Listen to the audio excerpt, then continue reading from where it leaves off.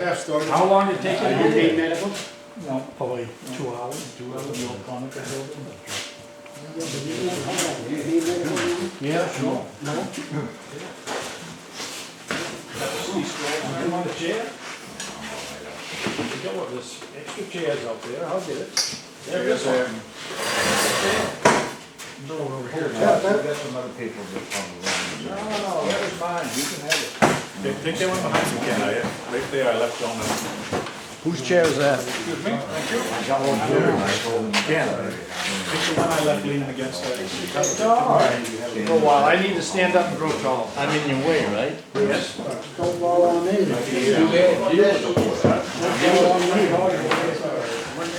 had to. I told you. That time, All right, now we have a better understanding of what signaling is, hopefully. We're going to see how we can put this on our railroad. This is a plan I was working on last week. Just to give you an idea, it involves a track plan and a corresponding circuit board plan. What we're going to do is we're going to see how we can do this on our railroad. All this comes off a section on my website called the Track Configuration Library. 45 minutes or so, we're going to see how we can use that. Just kick his chair up, man. Just kick his chair up.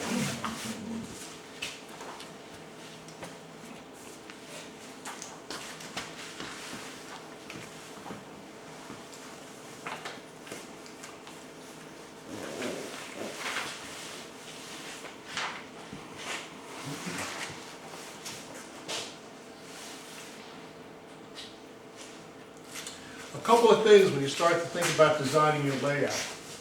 One of the things is if you're going to signal it, use a signaling system, you should have at least 4 blocks for every given loop. And the reason for that is that you want your train as it comes around the track to get a green light. If I took 4 blocks, top, the left, the bottom, and the right, 4 individual blocks in a loop, and my train was occupying that block there, I'd have a green light there, I'd have a red behind the train, then a yellow, and then another green. As the train moves around, the signals will change accordingly. Okay. What happens is if the train occupies 2 blocks at the same time, you get 2 reds, which forces the yellow back 1 block, and then the green here. So depending on your length of your blocks, depending on your train length, you want to have it divided up into at least 4 blocks. Because otherwise the train would come around and see a yellow signal. So that's one of the things you want to keep in mind. A lot of people have fairly good sized loops and they say, well, I only need 2 blocks. Well, 2 blocks really isn't going to work because if the train comes around, it's still going to be seeing a red light.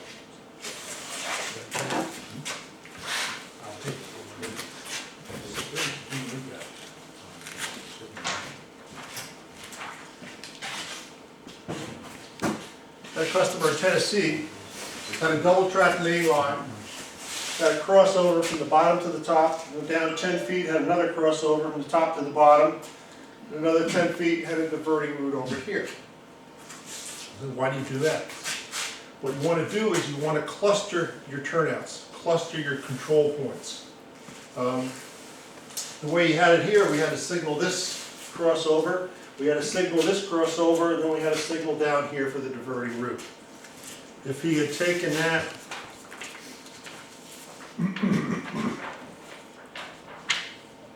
and put it all together, then this could all be done as one configuration, cutting back on the number of signals, the cost, and everything else. So you want to try to cluster, just like the real railroad does, cluster your control points together, your crossings, your interlockings, and things like that. Just a couple of things. Over the years.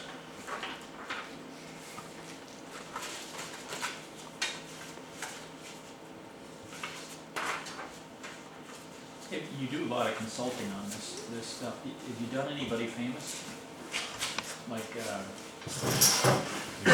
Neil Young or anyone like that?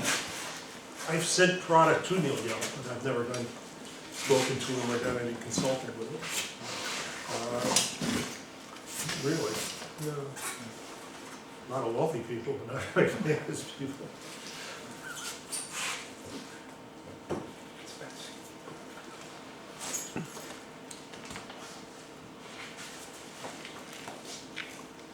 Okay, just a quick review. If you have somewhat of a scale drawing of your layout, the first thing you want to do is to identify the points where your signals are going to go and identify your signal blocks. So starting over here at block 1, block 2, 3, 4, block 6, block 7, 8, 9, and 10. This is very similar to my demo, if you've ever seen my demo. This is an earlier version of the demo I had. The red spots are going to indicate where I'm going to cut the rail for my insulated rails. And what I want is I want to have a rail, a single rail, going from one control point to another signal point. That's going to be my detection rail. And then when the signal's here, I'm going to have another insulated rail here. In 3-rail operation, you want to omit the switches. All the 3-rail manufacturers of switches tie the outside tracks together.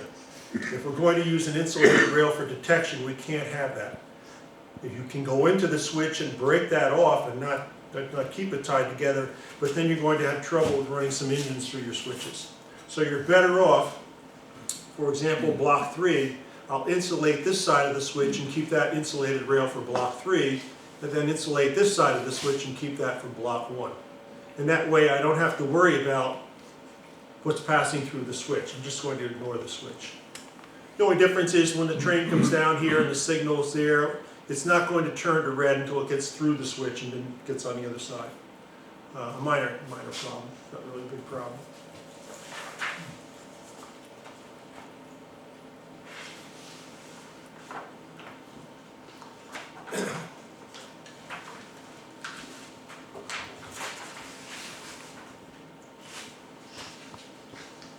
Again, very similar to what we did the first session. We're numbering the targets on the signals depending on the block they're protecting. This is 3W diverting. It's a diverting route into block 3. So it's protecting block 3 from a westbound train going into block 3. This is 3W, and going into block 5, 5W, 3E, and then so forth all the way through. So the first thing you do is do your block numbers. After you get your block numbers, then you set your signals up and do your target numbers. And you can do this following the track configuration library, which I'll show you. So Gary, how do you know if you need a 3? I keep getting the word 3. Targets, signal versus a 2 target. Yeah, I mean 3 or 2 on a post, or you know. Then here I have 3 target signals because I have the option of going straight on the main. I can cut over to the other main, or I can cut over and do the diverting route. So for simple purposes, I'm going to use a 3 target signal for that. If I only had the option of going to the other main, I can get away with a 2 target signal. For example, coming in this direction, I can go on block 6, or I can go over to block 7. So I really only need a 2 target signal for that one. That'd be a full clear or a medium clear. This is full, medium, or slow to take that diverting route. Double target signals are the 45 series throughout the manufacturing process. The triples are the 55 series.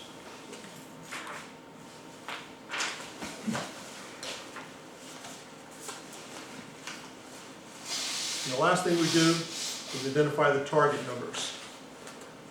A lot of times, if you're building your railroads, you should keep that in mind. You build it, identify your blocks, identify your targets, identify your turnout numbers.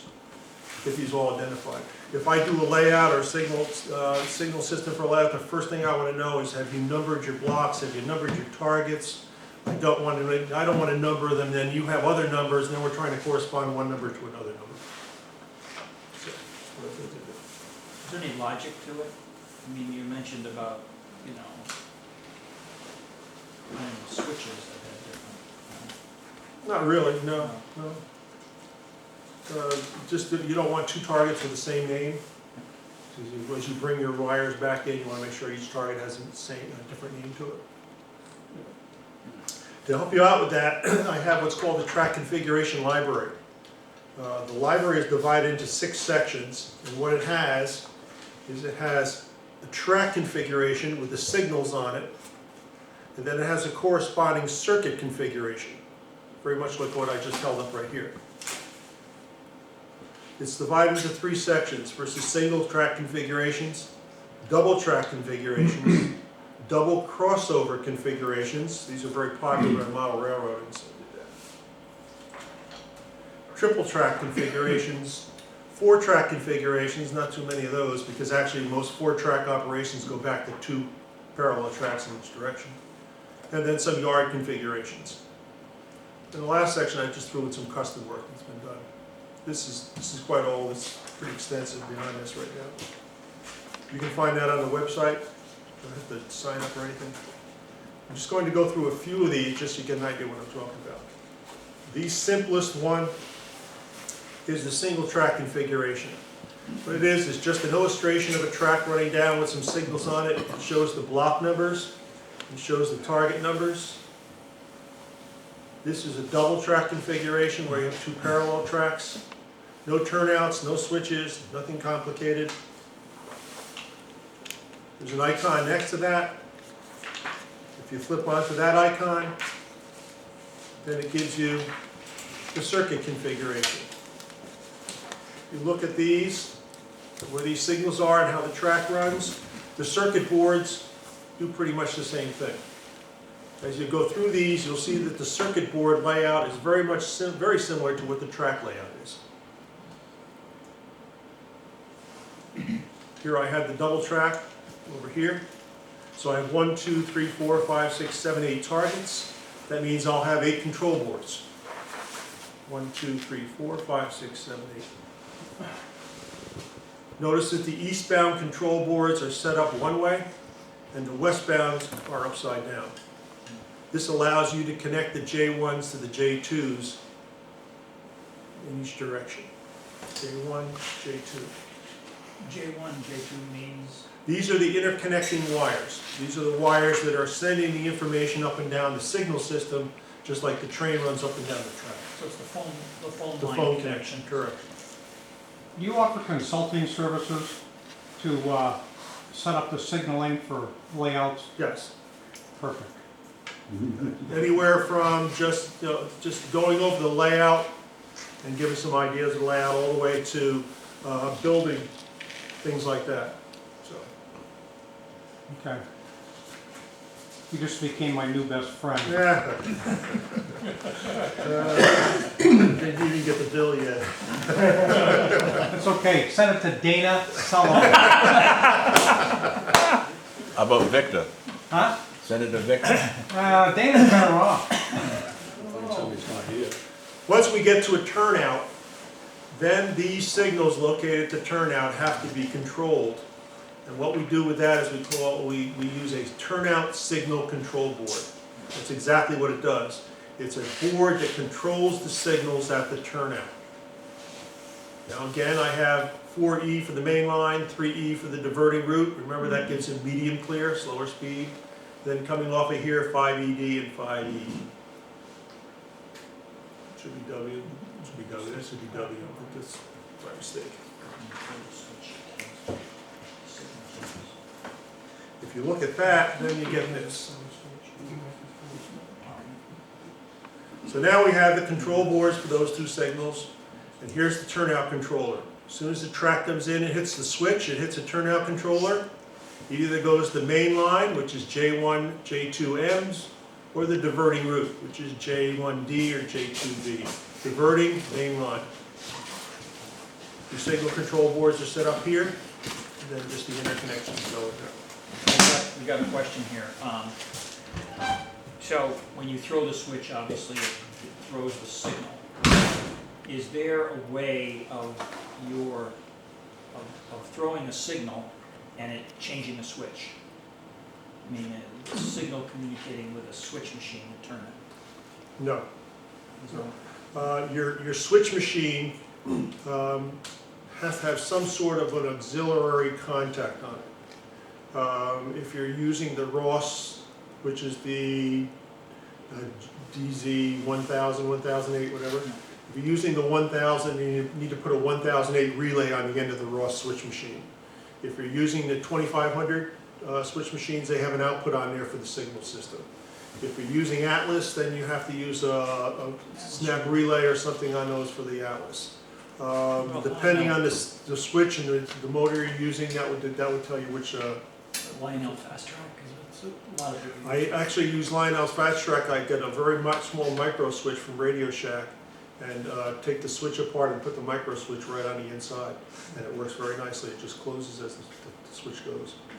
Very inexpensive. It's like, I don't know, $1 a piece or something like that. Just close How hard is contact. it to mount it in here? Hmm? How hard is it to mount it? Very easy, very easy. Once the back panel comes off, there's a little slot there. You put it right in the slot, and when the thing throws, it just pushes on the micro switch. Held in the screw or loose? Just glue it in. But yes, you do need some sort of a contact on your switch machine which is going to send a signal back to the turnout controller. Then the turnout controller will readjust the signals depending on which way the switch machine's going.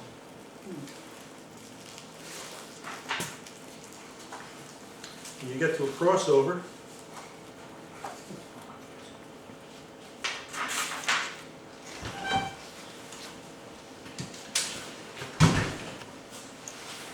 again, this would be the signal part, all the different signals located on there.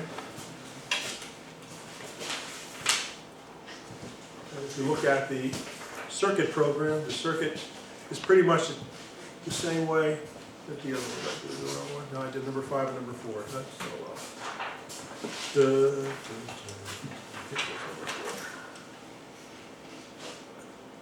Five and 5. So the turnout controller, signal control board, signal control board, signal control board, turnout controller. So the circuitry pretty much follows the track configuration.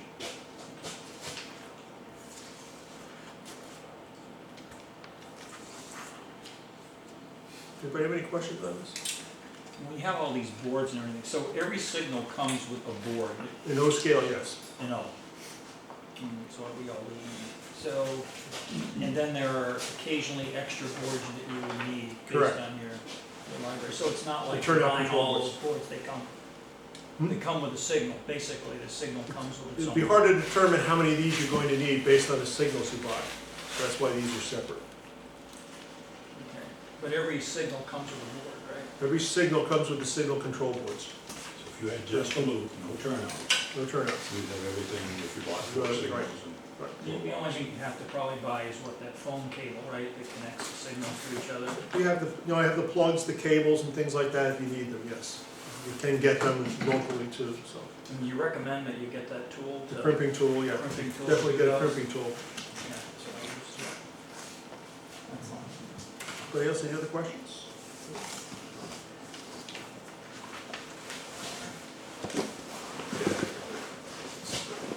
Terry, Yep. so what you're saying is on these control boards, when you run your wires to each control board, you plug in like a telephone line with the telephone jack? Some connections are Similar to made that. with the modular jacks. Okay. I'll be getting into that in a second.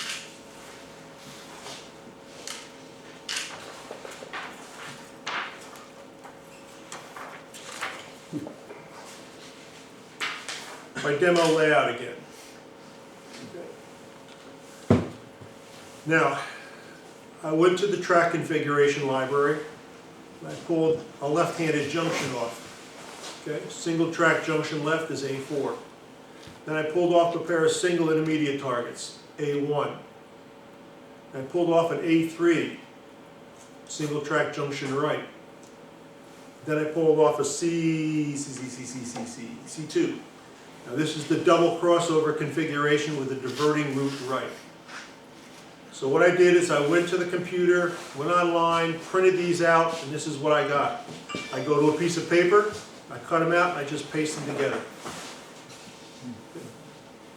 So now I have a signal layout. The signals I'm going to be using, laid out just like my track layout is.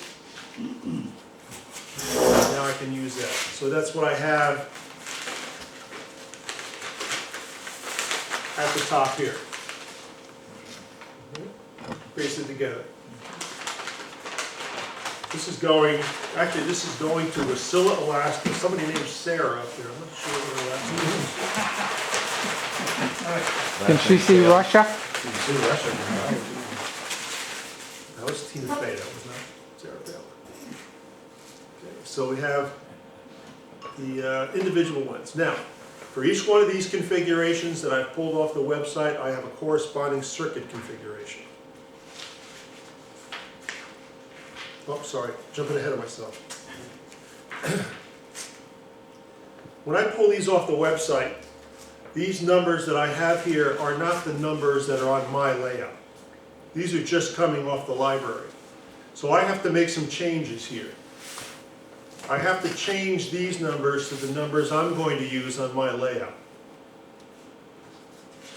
So what I do is I simply go through and cross out the old number. Don't erase it, don't block it, just cross it out and write in the new number.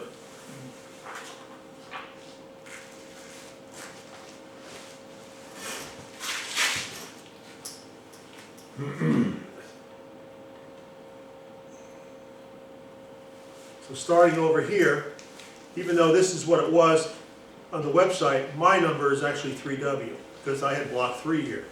This is 3WD, this is 3W, this is block 1, this is block 2. So I change each one of my target numbers to correspond to what I did on my particular layout. Now it's important to do this, to mark it down. This is 4W and 3W, I make it 6W and 7W because that's what my block numbers were. My blocks out here are 8, 9, and 10, so I change all these to the ones I want to use. So I've taken what came off the library and changed it around to my own block numbers, my target numbers, and my turnout letters. So it corresponds to what I have.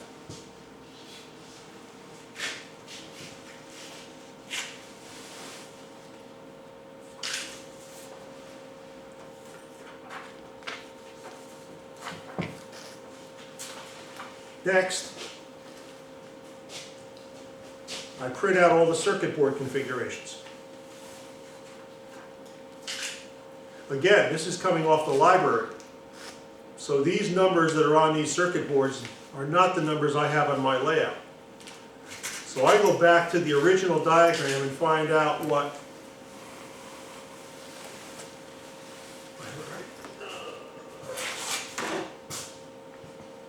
5WD was here.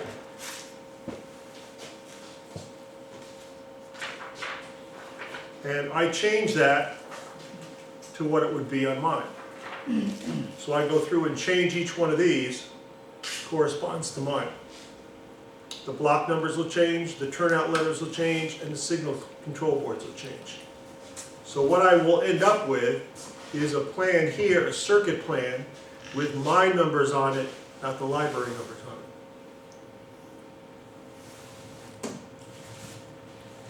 If you hadn't done this before, and you just didn't want to put that additional step in it, you could use what your configuration library had for codes, right? Yeah, but then you're going to end up with, you may end up with different numbers.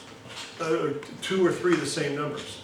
Oh. So you could end up with a 3W here, a 3W here, and a 3W here, which is going to get you mixed up. So that's all I did on the bottom here, is I just went through and changed the numbers to what I needed for this plan.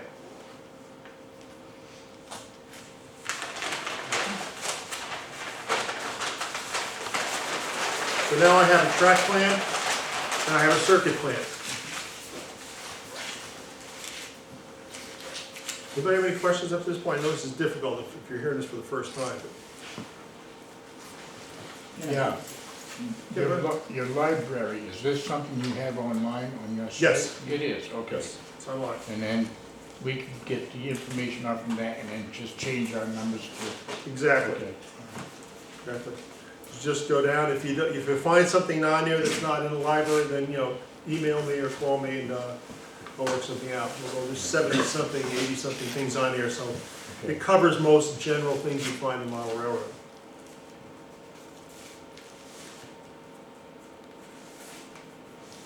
Another thing, this information here, can that be used on another scale as well? Let's say Any like scale. HO and Any scale. scale, that's right.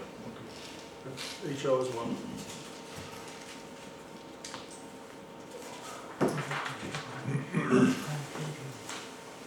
Now, let me leave this up here for a second.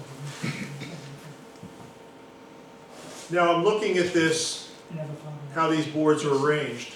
And what I want to do is I want to mount these boards on one of those panel boards here. So the first thing I'm going to do is I'm going to use one of these charts. Now this is designed for a 1-foot board by a 3-foot board. You can make this a 2-foot board by 4 foot. You can make it 1 foot by 1 foot, whatever. But each one of these squares represents one circuit board. Okay. So I want to be able to take this and lay it out so that it's going to make sense over there. Now I did the same thing for this layout, and that's what I ended up with, that board down there, which you can look at. This is a little complex, so I'm going to start with something very simple.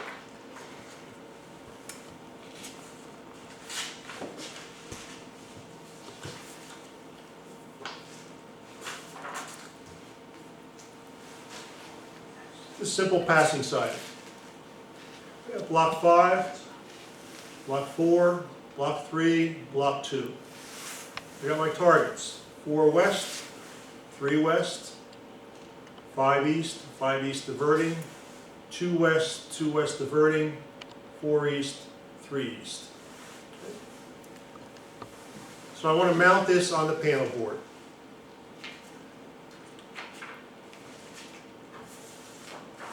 I'm going to mount it pretty much the same way it is in the picture.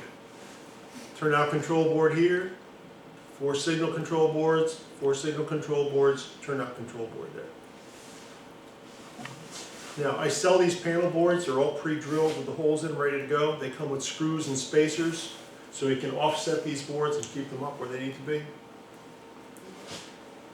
What we're going to do is, now that I have these mounted on here, I'm going to wire it up.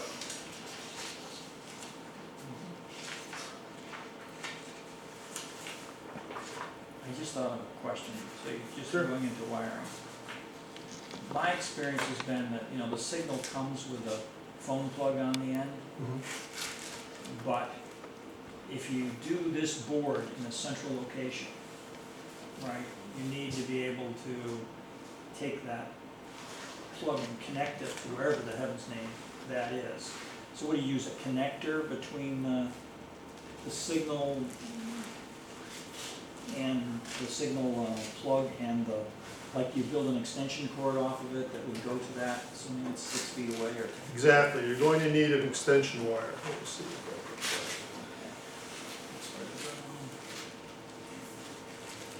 Do we have to worry about a power drop of any sort, depending on the length of the wire? But like you would for power for your track?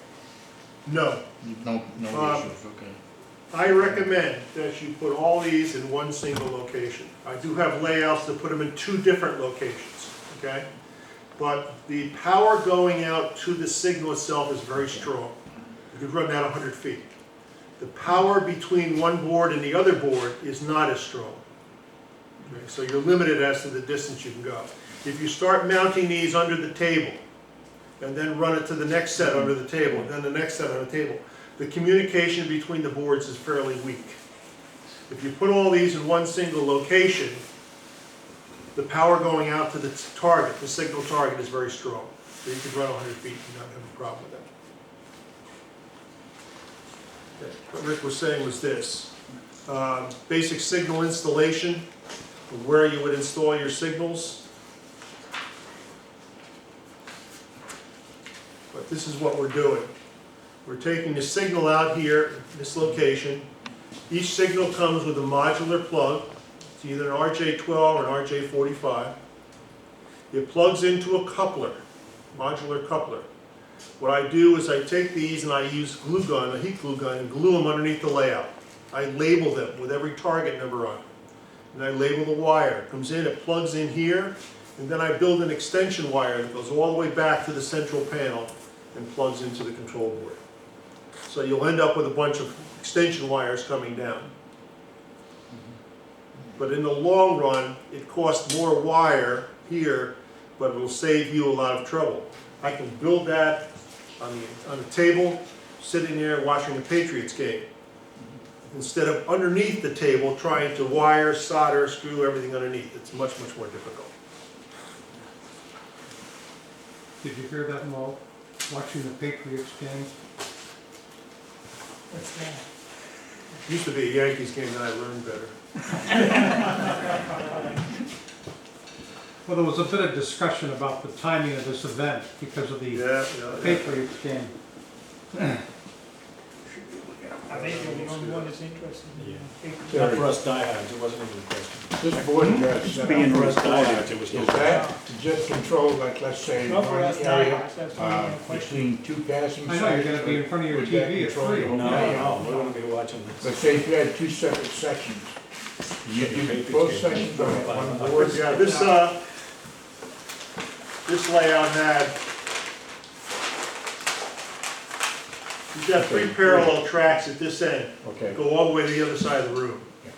And then he has a short section, he's got a passing siding, he's down here with an intermediate signal, then he's got a diverting route off, and then that circles around and goes all the way back to the other side of the room. That's all on that board. So this is all on this side, the north side of the room. So he wanted me to do this one, I'm sending it up to him, and then he's going to do the other side himself. I'll never hear the end of it. I'm sure.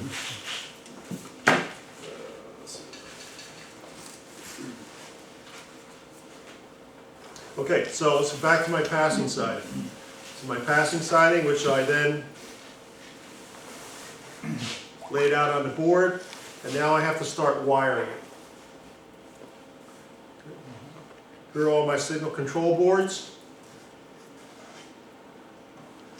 I put a little Euro connector on here and run my power in. My power goes to a power switch so that I can turn it on and off at that location. I don't have to go back to the transformer every time I want to make a connection and turn it on or turn it off. I have holes drilled so it comes out of the power switch, it goes underneath the board, comes back up here. I connect it to the first power terminal, the N terminal. And then I daisy chain it off the third terminal here, the other power terminal. I go underneath, come back up, first terminal, third terminal, first terminal, third terminal. And I zigzag back and forth with my red wire till all my power connections are connected up. Use red for the, Red for the power, yes. power, and the negative is to use the black or something. Once all my power wires are connected, then it's very easy to follow it through with my common wire. I have another Euro connector here, and I connect it into common. Goes back out of the fourth terminal, which is the other common. There's 2 powers and 2 commons, so that you're all set up to daisy chain this together. Then I take the common, and common back and forth all the way through till all the commons are connected. Now I can check and light the boards, make sure they all light. There's a little LED on each one, it should light up. If I have a problem, and let's say this board doesn't light up and the rest of them don't light up, well, now I know that I'm good up to this point, and my problem is from here to here. So it makes it easier to check, find out what's going on. If it goes all the way to the end and that one lights up, fine.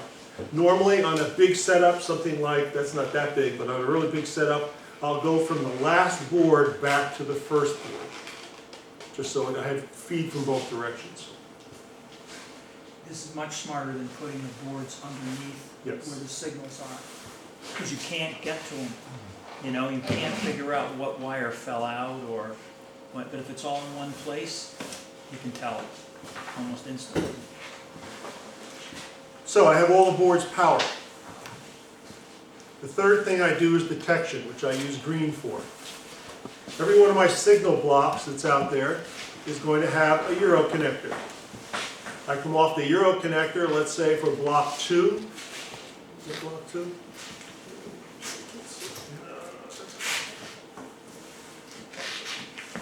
Detection 2, and I run it down through the hole, and I go out to any signal control board different? No, is it? I don't know. I have to do it. It's 12. I don't know how this got mixed up in here. Okay, this is a 12. But now, basically, I'm going to run it from here out to any signal control board that has a number 12 on it. Well, I've got a number 12 here and a number 12 here. So I run it under the thing, come back up here, hook it into the D in, detection in. Go down, come back up here, hook it into detection in. So number 12 is now wired up. I do number 12, every number 12 on the entire board. Then I do number 13, same way. Find a 13, 13 here, another 13 here, 13 here. Go to the first 13, then over to the other 13, I'm done. Then I do 14, I do every single one. So all the detections are connected. When you're done, you look at every board and make sure it has a green wire going into it. If it doesn't have a green wire, you missed one. These connections are now going to go out to your insulated rail. When you're done building this entire board, you can bring this to the layout and just connect these to the wires coming into the insulated rails.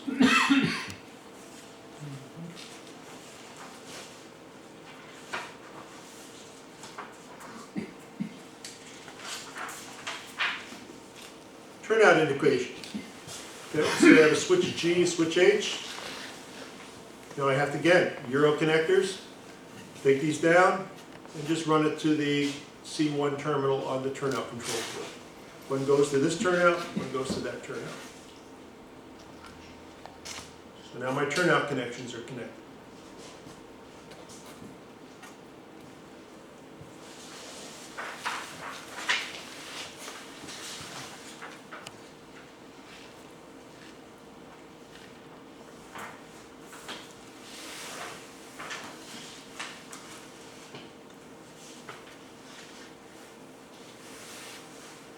That pretty much is all you really have to do.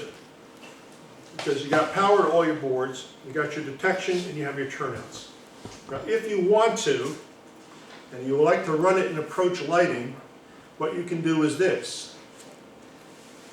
On every control board there's a JP1 here.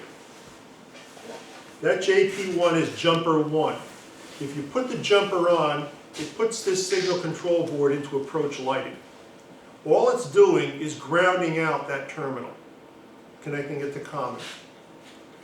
So, let's say you want to put your layout in approach lighting, take it out of approach lighting, put it in approach lighting, take it out of approach lighting. Instead of going through and removing all of these jumpers all the way down the entire layout, you can take a wire, connect it to a switch, and connect it to common. And then what I do is wire each one of these pins together.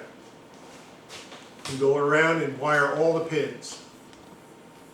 So I'm wiring the outside pin on the J1.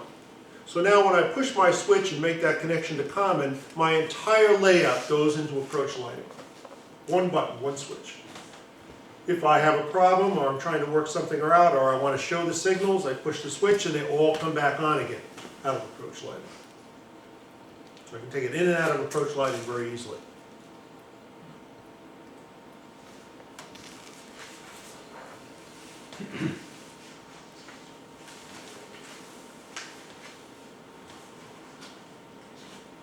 Again, you don't have to do that, but it just makes it a little nicer to use. If we're in approach lighting, and a train is coming, let's say, train is coming down here, down block 4. The signal system is going to light target 5E because the train is approaching it. But it's not going to light 5ED. What the railroads do, if they have parallel tracks, all the signals will go on regardless of which track the train is on. If it's on block 4, it's going to light 5E, but it's not going to light 5ED. If it's in block 3, it's going to light 5ED, but it's not going to light 5E. Well, we can get around that very easily. All we have to do is make a connection between these two so that if the train is on either track, both of the signals will light up.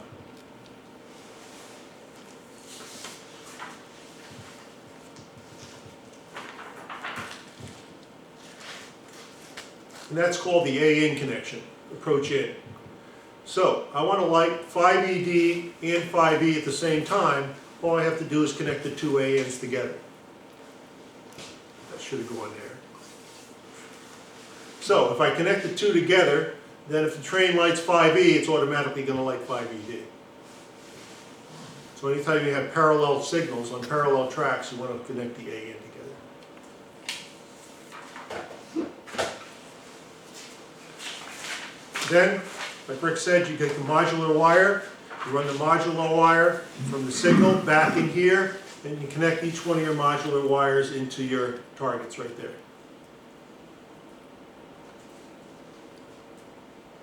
When you're done,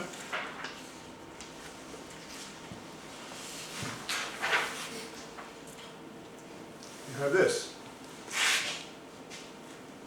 Now, it looks confusing at first, but let's see what we got. We got red for power, black for common. We got the blue for the AN, for the approach lighting. We got the interconnectors between the two of these, modular wires. We've got the ANs connected. And that's what the track configuration library shows. It shows all the connections done at once. Do you have any questions? Terry, the switch detection wire, it's only one wire, Right. so what is it? Well, on the other end of that, you're going to have it connected to common. The entire signal system is activated off of common. Every function is activated off of common, and that's going to be activated off of common. So if on that switch out there you connect it to the common rail of the track, then you only need one wire to come back, because the commons are all interconnected together. Okay? So, but that's showing which way the points are from, right? It's throwing us where the points are from, right? So, what do? Get a signal when you're diverting? And Right, when it goes to the diverting route, your contact has to close. So no signal means the opposite state. Right, exactly. And the logic on the board Right. was that. As you get into more complex configurations, then you need to have more than one turnout controller for that particular one, but they still, the library will show you how to set that up. What I end up with is that over there, which is all run and finished. There's somebody Almost. asked you to set up for them? What's that? Somebody consulted? This is the one going to Alaska. With my on-off switch for my power, my approach lighting switch. This is a tumble-down board. I put a switch on for that too, so I can take it in and out of that. And then all the power and common wires going here. The approach lighting is the blue wire here, close to the approach lighting switch. And the interconnecting wires are the modular wires. So I bring this to the layout, I slap it on the layout. I bring my detection wires in here from each of my insulated rails. Bring my turnout indicators here. And then I snap in my signal control wires. Those are the three things you have to do once you get into the layout. And power, of course.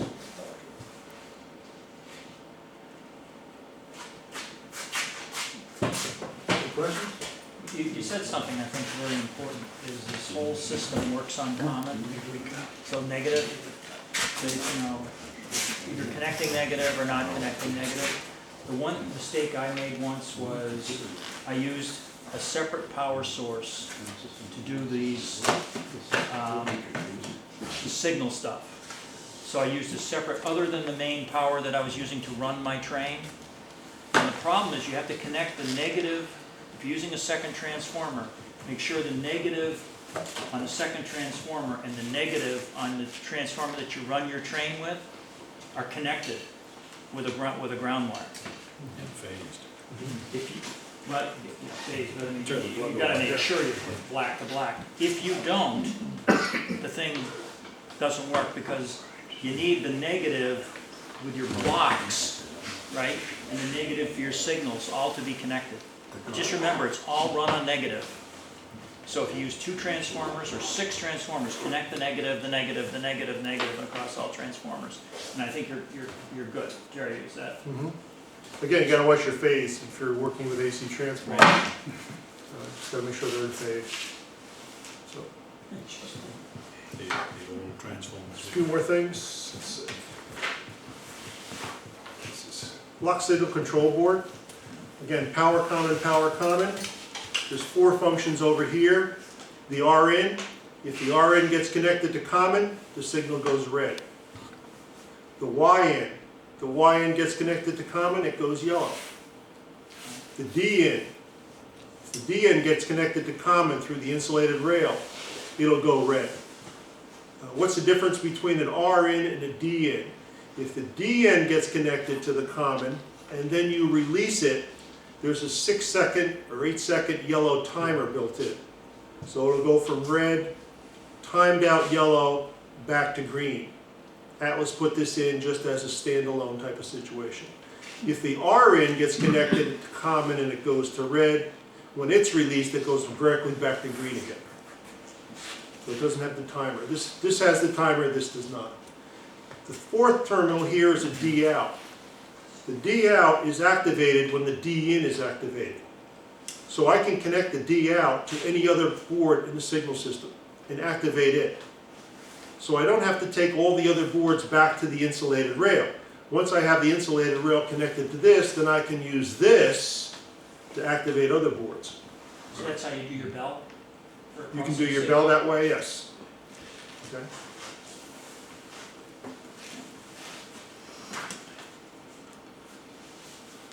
What else do I have? Yeah, some operators like to have flashing signals. That adds to the number of aspects. So we have a flasher board.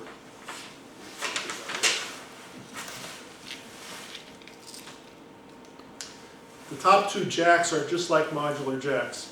So they're going to be coming from the signal control board in here, and then out here, out to the signal.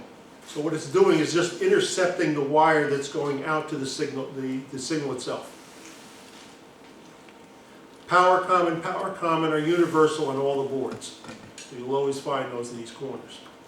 And then you have 4 options here. You can flash a green light. You can change a green light to a flashing yellow light. You can flash a yellow light or change a yellow light to a flashing red light. You have 4 different options to flash. JP1, JP2 have some other functions depending on the signal you're using. One of them is for Pennsylvania, to flash the Pennsylvania signal. I forget what the other ones were.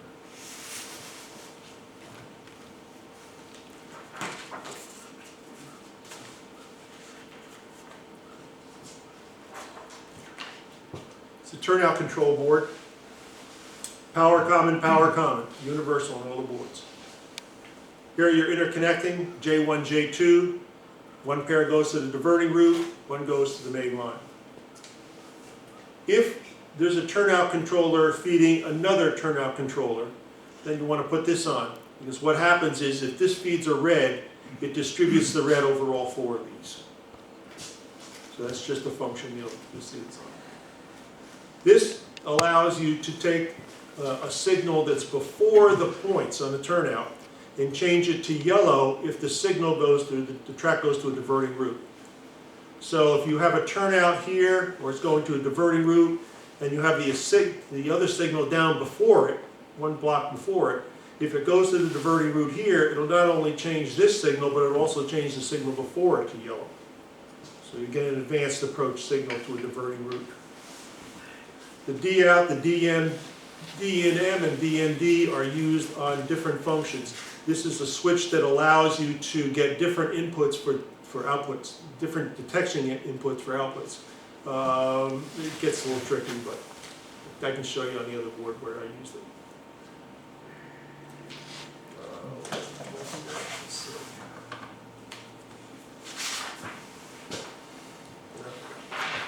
Too much to dig out right now.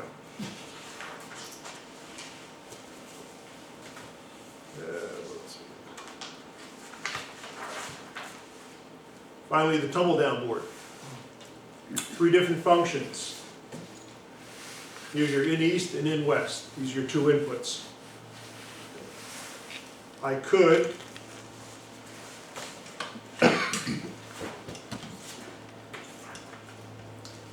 connect this one to the insulated rail on the main line, connect this one to the insulated rail on the diverting route, and it will switch back and forth and send the output out here.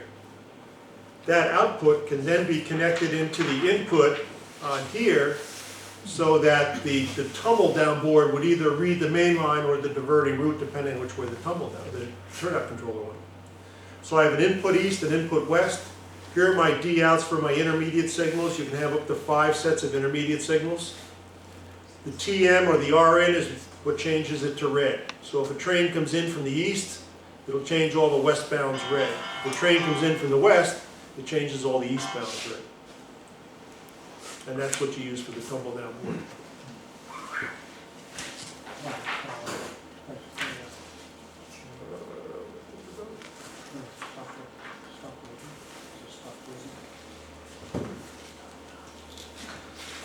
One more.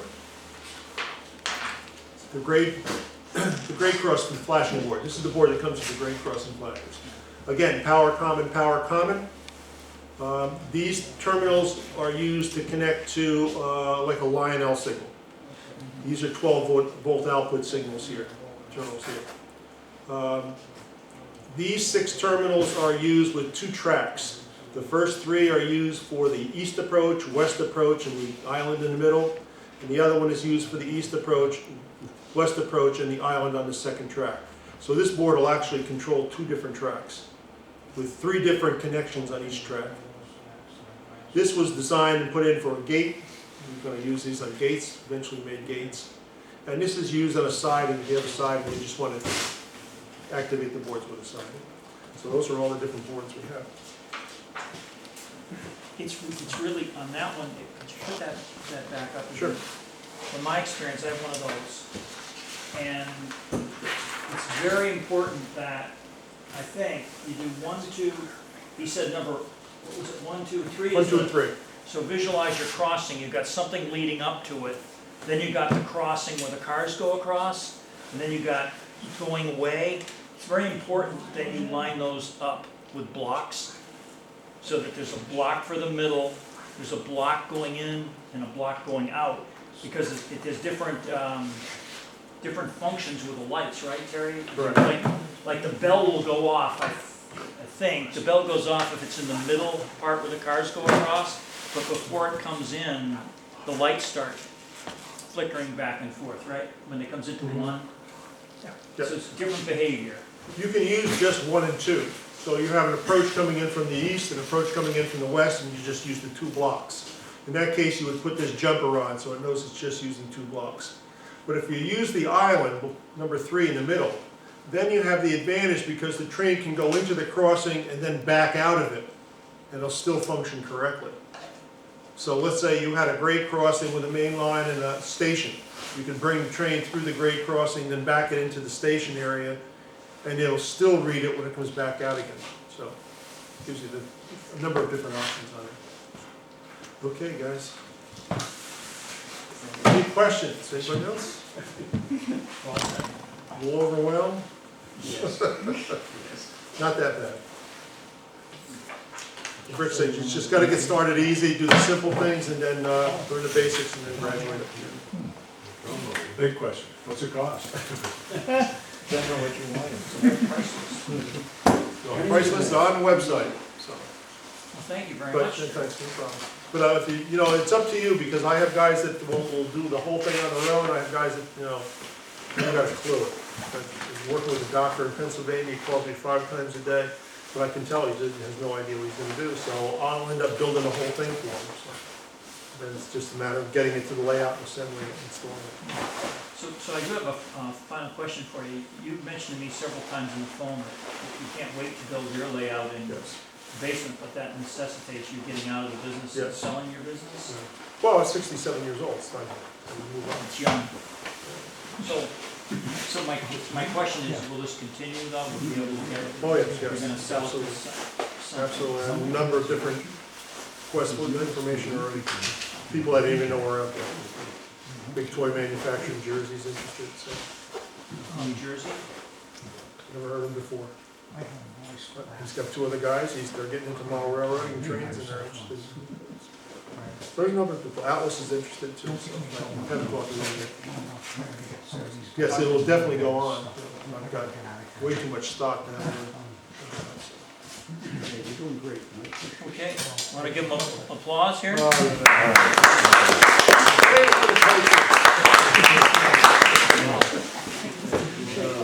Thank you very much, I appreciate it. Thank you. Thank you. Thank you.